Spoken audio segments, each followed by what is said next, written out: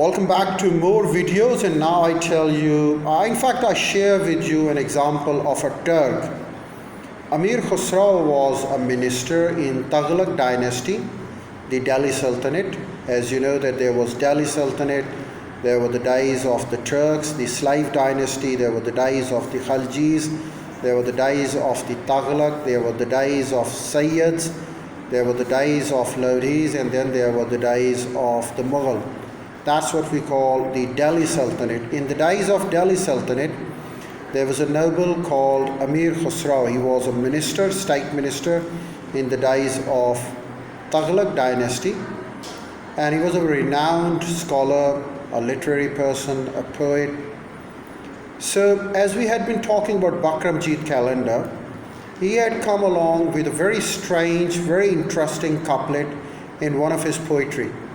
Although Amir Khusrau was a poet of Persian language, but he also had some of his couplets in the local Delhi language as well, because he was a man of masses and he talked to the masses, he stayed with the masses, and he was there with the masses.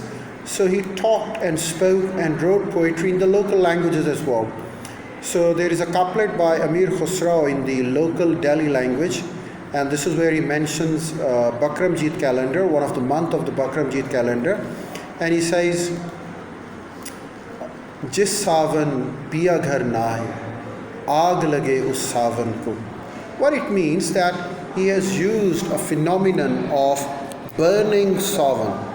Savan is the wettest month of the Bakram Jeet calendar. We have monsoon rains in India, we have monsoon rains in subcontinent. So during the subcontinent month of Savan, we have rains all around, we have the wet season. During the wet season, he says, Jis Savan piya ghar nahi, aag lage us savan ko.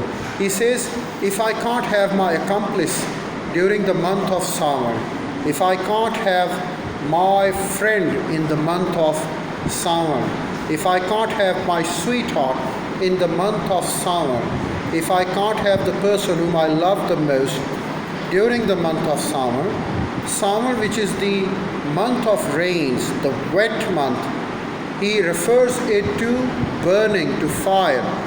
Means, he says, be fired to such a month of wet rains when the accomplice is not there, when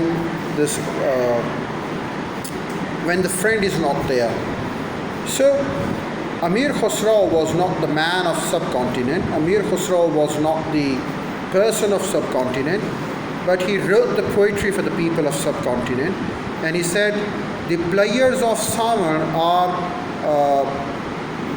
absent without the presence of the accomplice. So it is very interesting idea provided by Amir Khusrau. But Amir Khusrau is not just a poet, not just a statesman. He's a great scholar, and he's known by different disciplines in the history of South Asia. When we talk about Amir Khusrau, in fact, we talk about a full-fledged institution. We talk about a full-fledged system of the organizations of different systems of government in India. Amir Khusrau was also attached to a Sufi saint by the name Hazrat Khaja Nizamuddin Aulia, who was settled in Delhi, India. Delhi being the capital of India, and Hazrat Khaja Nizamuddin Aulia Rahmatullah alayhi was also settled in the capital seat, in the capital of India. So Amir Khusrau had got his association with him.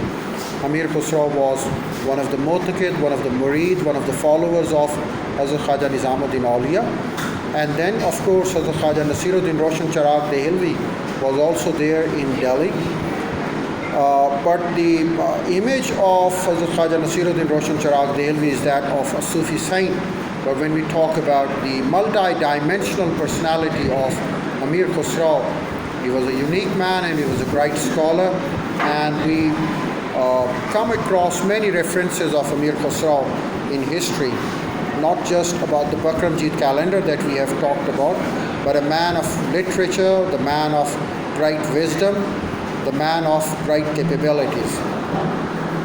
That's all for the day. I'll provide you more on Bakram Jeet calendar and the different virtues in my next videos, and I'll certainly provide you those folklores in the local language of North India, which in fact explains the guidelines for the peasants, for the farmers and the herders who take care of the livestock for their livelihood and of course for winning their bread.